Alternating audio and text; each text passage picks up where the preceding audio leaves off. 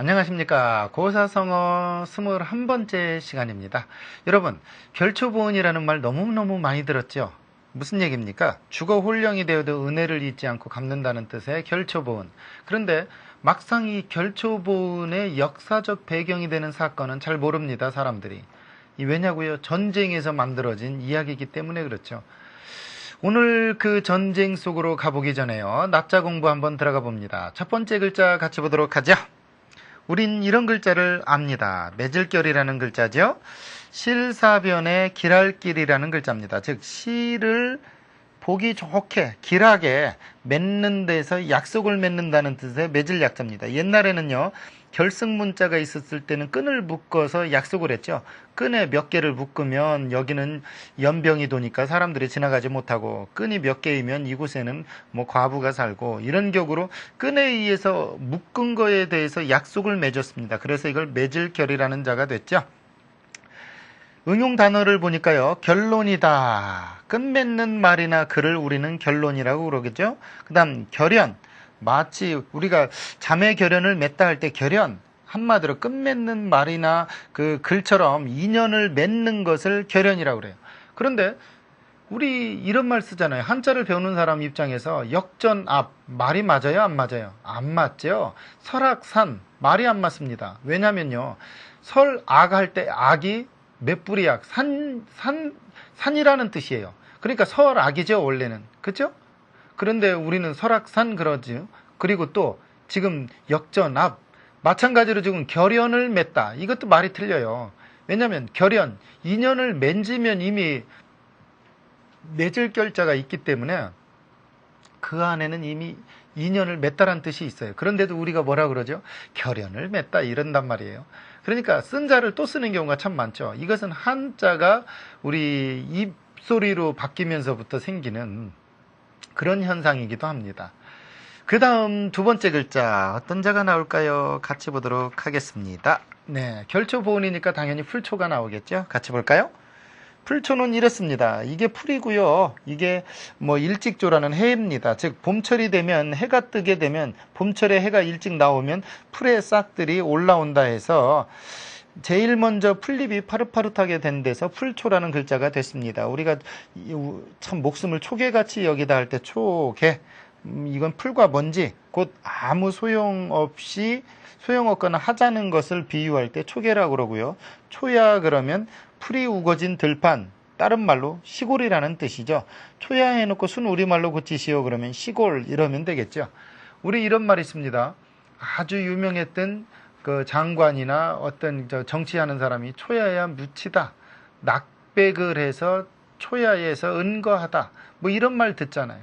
그럴 때 이 초야라는 것은 시골 또는 아무 진짜 그 풀이 우거진 들판, 요즘 말로 말하면 좀 그 도심에서 벗어난 그런 곳을 초야라고 하겠죠. 그런 말들 속에는요, 틀림없이 풀과 관계가 있는데, 이 풀은 중요한 건 봄이 되면 제일 먼저 파릇파릇 싹이 핀다는 것입니다. 그것을 다 풀이라고 이야기한 거죠. 다음 글자는요, 또 어떤 자가 나올까요? 같이 보겠습니다. 이 알릴보라고도 하고 갚을보라고 하던 자인데요. 이 글자는 원래 죄인을 나타내는 신자와 옆에 다스릴 복자라고 하는 글자가 합쳐져서 알릴보자가 된 겁니다. 죄인을 다스리기 위해서는요, 죄값을 알려줘야죠. 그리고 죄를 알린 다음에는 그 죄값에 맞는 일정한 형벌을 통해서 죄인의 그 죄값을 갚습니다. 그래서 알릴보, 갚을보라는 글자가 됐죠. 우리가 보답하다 할 때는 남의 호의나 은혜를 갚는 거고요. 보도 그럴 때는 일어난 일을 알려주는 거죠. 이 알릴 보자나 갚을 보자는 여러분 시험에도 잘 납니다. 왜 그러냐면 앞에 그 다행행이라고처럼 생긴 글자가 다행이라는 뜻이 아니고 죄인이 수갑이나 어디에 이렇게 묶여있는 형태입니다. 그러니까 그 묶여있는 것은 죄인을 뜻하고 그것은 죄인 신자라는 얘기죠.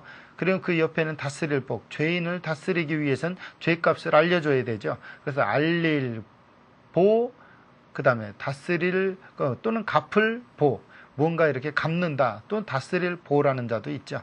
이러한 뜻이 있다는 것 잘 알아둬야 다음에 시험 문제에 헷갈리지 않겠죠. 그 다음 또 어떤 자가 나올까요? 같이 보겠습니다.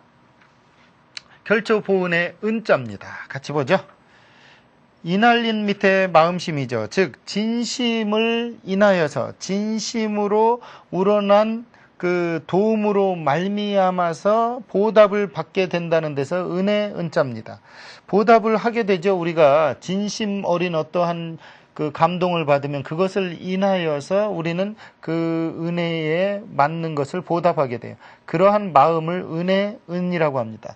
우리가 은공 그러면 은혜와 공로를 이야기하고요. 은사 그러면 배움을 받은 은혜로운 선생을 은사라고 그러죠. 여러분, 요즘은 선생은 많아도요, 스승은 없다고 그럽니다. 웬일입니까? 바로 은사가 없기 때문이죠. 우린 선생은 있습니다. 그런데 은사가 부럽네요. 오늘 이 글자, 결초보은, 과연 어디에 나오는지 일단 문장 공부해 보도록 하죠. 야, 결초보은, 같이 봅니다. 매질결, 풀초, 가풀보, 은혜은. 결초, 풀을 맺다, 풀을 엮는다. 보은, 은혜를 갖다. 술목, 복문이죠. 이 말과 비슷한 말로는 결초, 함환이라는 글자가 있습니다. 결초는 똑같죠? 같은 고사성어이고요. 함환은 왠지 고리를 끼다. 왠지 그 옥환이죠. 옥환 4개를 주면서 은혜를 갚은 꾀꼬리에 관계된 고사인데 이건 좀 이따 얘기하고요. 이 춘추 자시전에 보면 진문공의 부하 위주와 그의 두 아들 위가와 위기 이야기가 나오는데 이 일은 위가에 대한 그런 마음에서 나온 글입니다. 중요한 건 춘추 자시전이라는 것은요. 공자께서 지으신 춘추를 노나라의 좌구명이라는 사람이 재해석한 글입니다.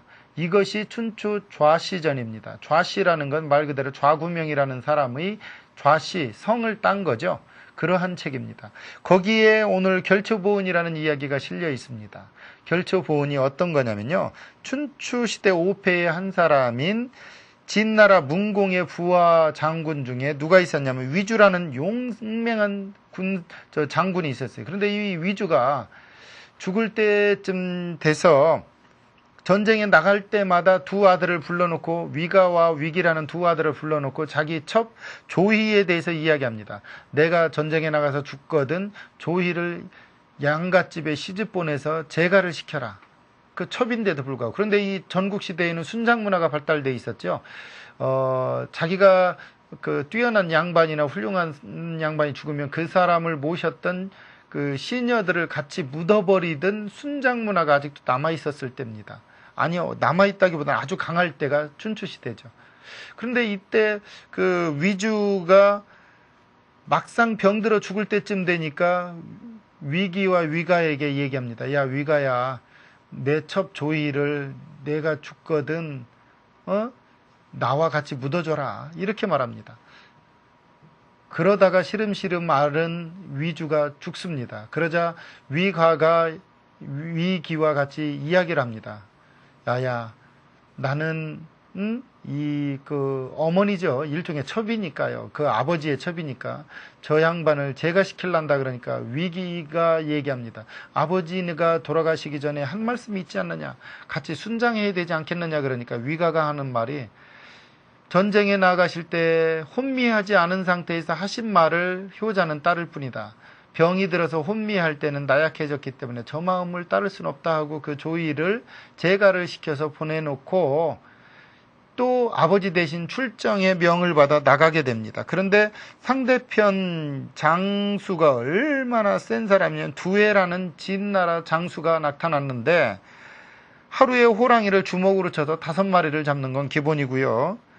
키가 10자에 손으로는 120근이나 되는 큰 도끼를 휘두르고 싸우는데 온몸의 빛깔이 구리처럼 단단해서 칼과 창이 잘 들어가지 않는 그런 사람이 두해입니다. 그런데 이 위가와 위기가 첫 싸움에서 크게 패하고선 그날 밤을 뜬 눈으로 이렇게 지새고 있는데 비몽인지 사몽인지 잠결에 위가의 귓가에 청초파라는 말이 들립니다. 청초파, 풀이 잔뜩 우거진 언덕이란 뜻이에요. 청초파, 풀을 청, 풀초, 언덕파니까. 그래서 위가가 위기를 흔들면서 야, 너 청초파란 소리 들었냐 그러니까 못 들었다 그러니까 어련끈에 나는 그런 얘기를 들었는데 우리 그쪽으로 가서 싸우자고 청초파로 두해를 끌어들여서 그쪽에서 진을 치고 싸웁니다. 그런데 두해가 나올 때마다 그 어떤 흰 노인이 풀을 묶어가지고서 두해가 타고 있던 말을 엎어뜨리고 잡아뜨리고 하고 나중에는 두해가 승질이 나서 말에서 내려서 달려오니까 그것도 자꾸 풀을 엮어서 넘어져서 잡아뜨린단 말이에요.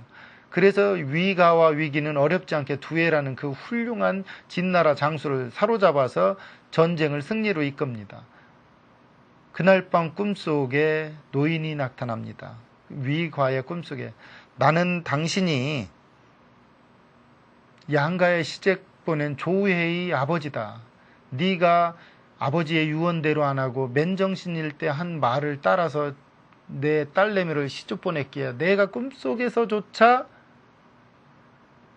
은혜를 갖고자 내가 이렇게 풀을 엮었노라고 이야기합니다.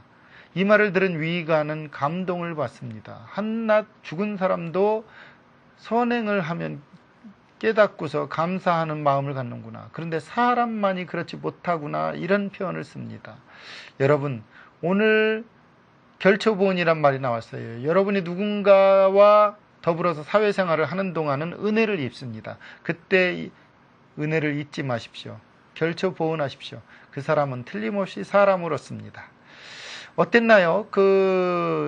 제 나라의 그 수많은 역사적 싸움이나 이 진나라의 장수 두해 같은 사람이 나타났을 때 이렇게 한 진문공의 이야기나 모두가 그 안에 틀림없이 충고할 만한 것이 있습니다. 그래서 결초보은이라는 글귀가 춘추 좌시전에 기록되어 있습니다.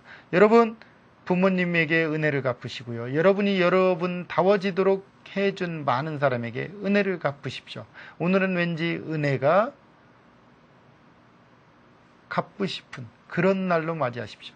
그러자마자 저 학생, 은혜 학생 눈 바짝 뜨네요. 그럴 필요 없죠. 중요한 건 결초본입니다. 오늘 강의 여기까지였습니다. 감사합니다.